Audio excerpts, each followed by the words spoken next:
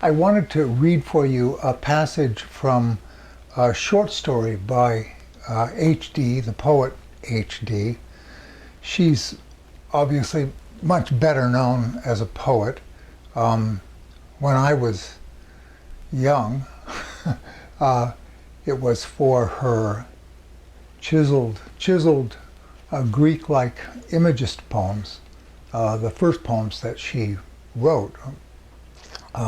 Later, that in the 60s and 70s, when the feminist movement discovered her, she became more known for the longer poems that she wrote later in her life. But even though her prose has now been published, it still has not really achieved much attention. She's very much part of the cohort that included Virginia Woolf and James Joyce and Dorothy Richardson. Her writing, her prose writing, reflects her attention to those other writers, but it's very different than theirs. I've made the argument, I make it in the back of this little book, that they, in fact, much of her prose is what I call a recital. She returns over and over again to the same characters, and many different people have pointed out the relationship of those characters in her fiction to the people that surrounded her in her life. That's usually approached as if she were writing what's called a roman à clef. That is to say, a book of social satire that includes individuals from the world that she was part of, fictionalized in order to make a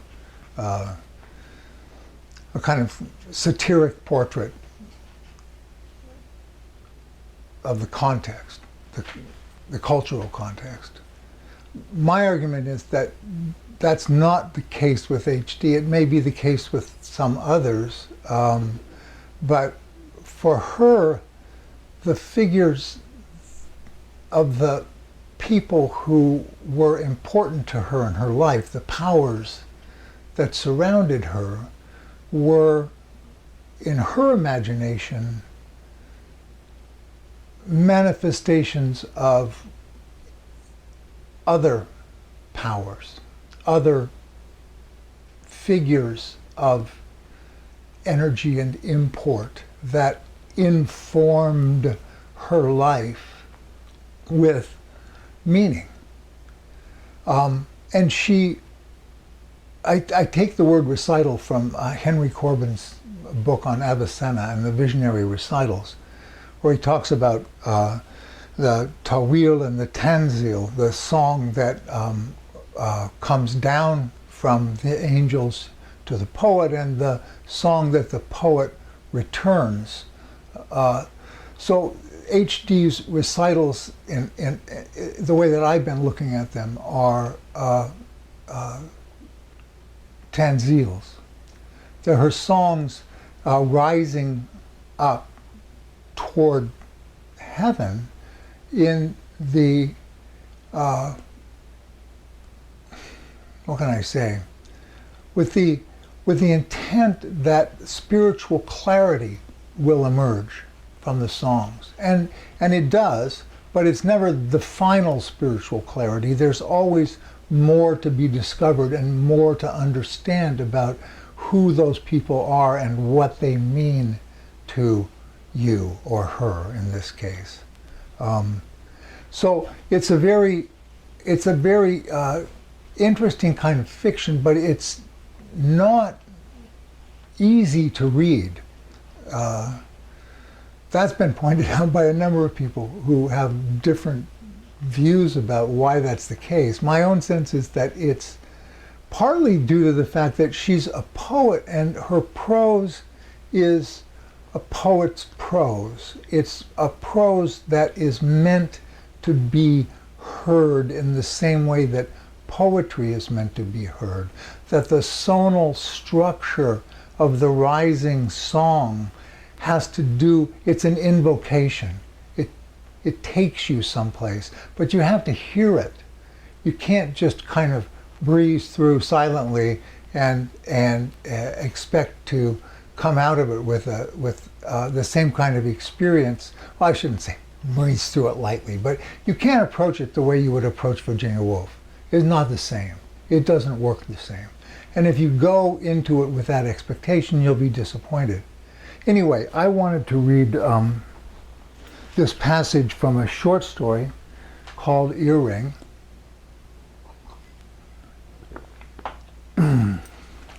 So you could hear her prose.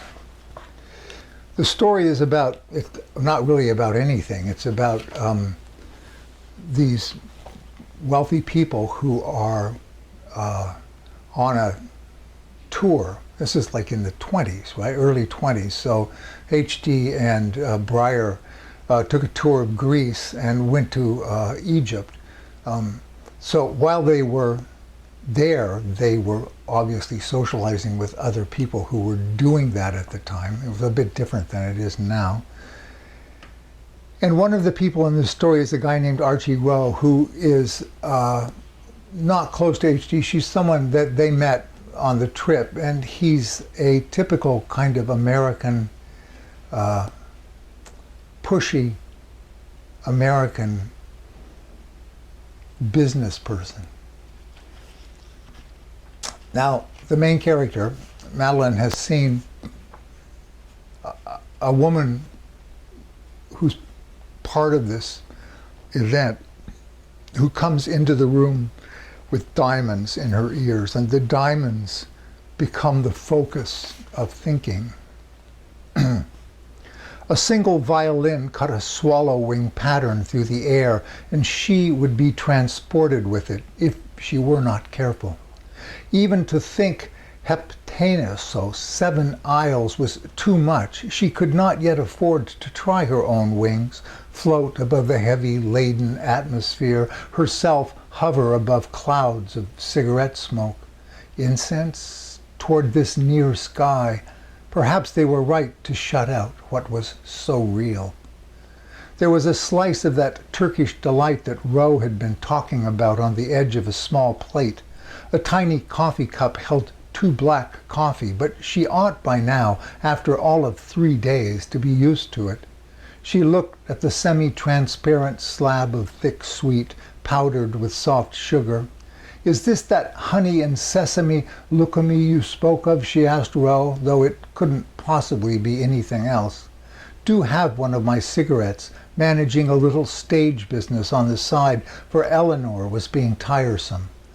Obviously, Eleanor wanted Archie Rowe to go home, but obviously he couldn't do that quite yet.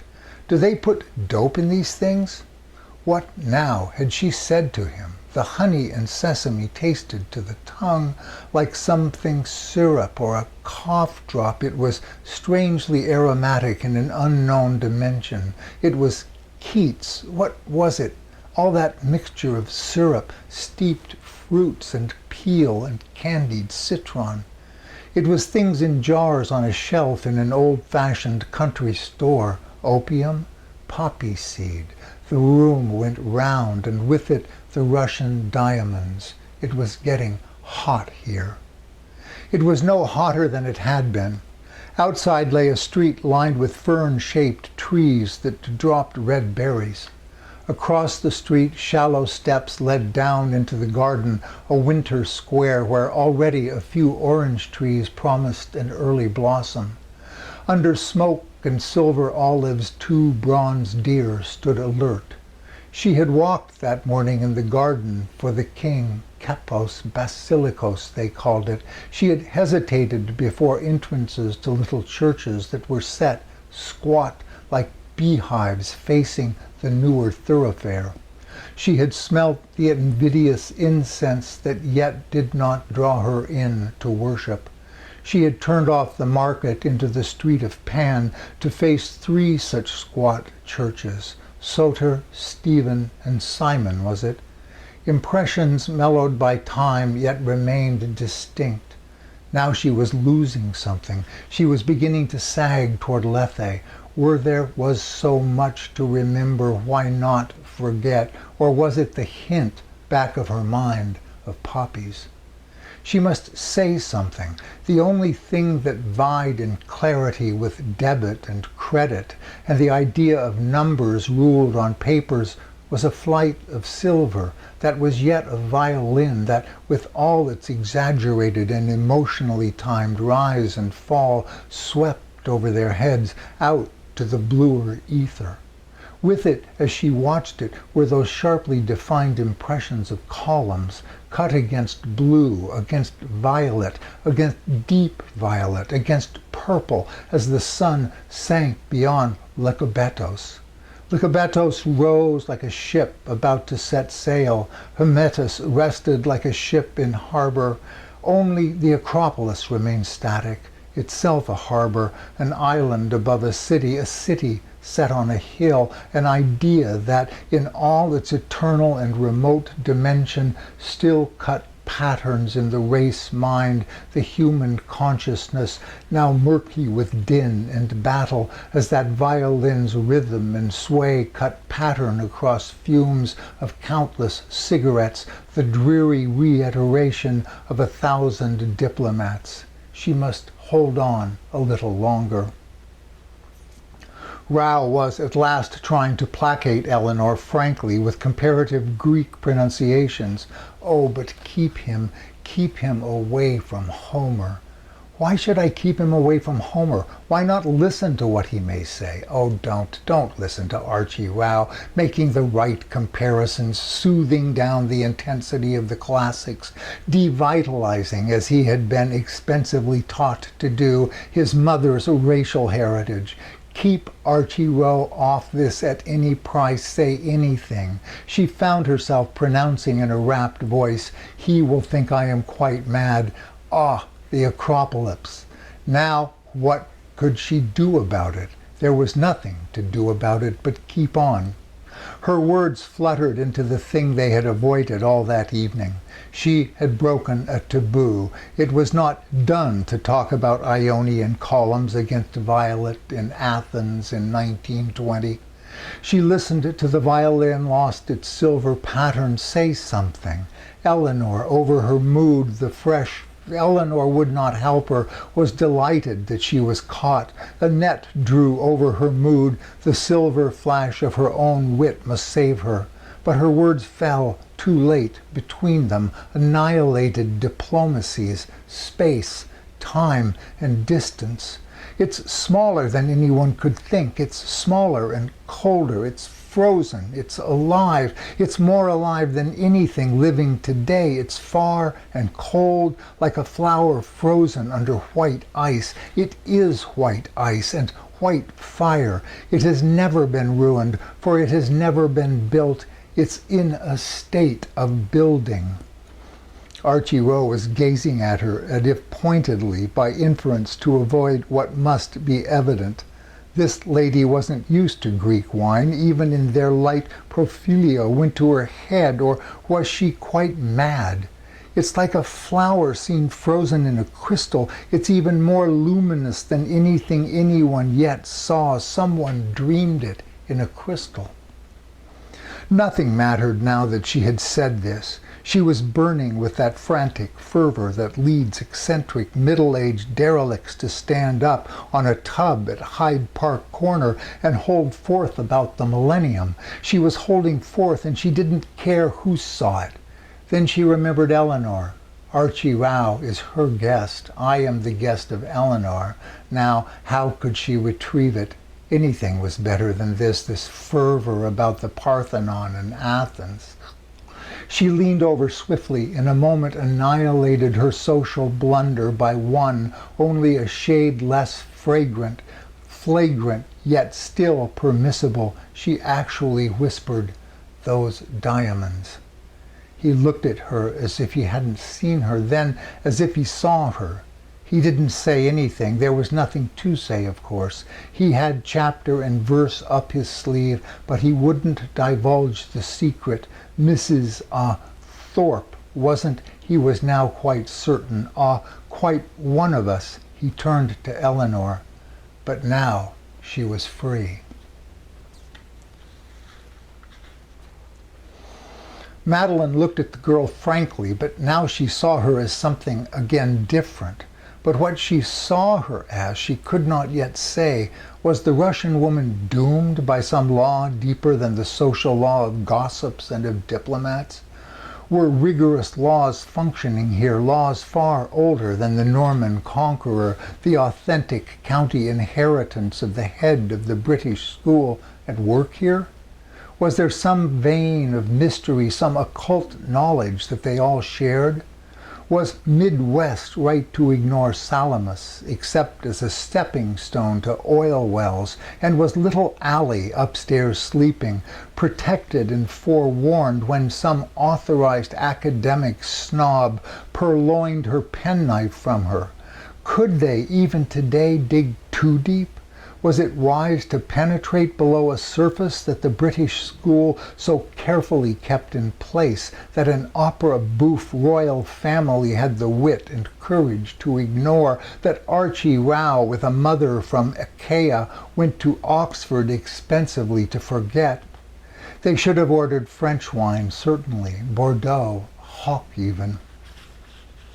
Last night, the night before, after a 3 weeks broken and exciting voyage, had been stepping stones, Salamis to oil wells, to the night. Tonight was different. Tonight she was whirled into the whirlpool in a black water. The scum of little tables was lifted high. They were all flung out and back into unpredictable dimensions. Was it merely the Prophilia?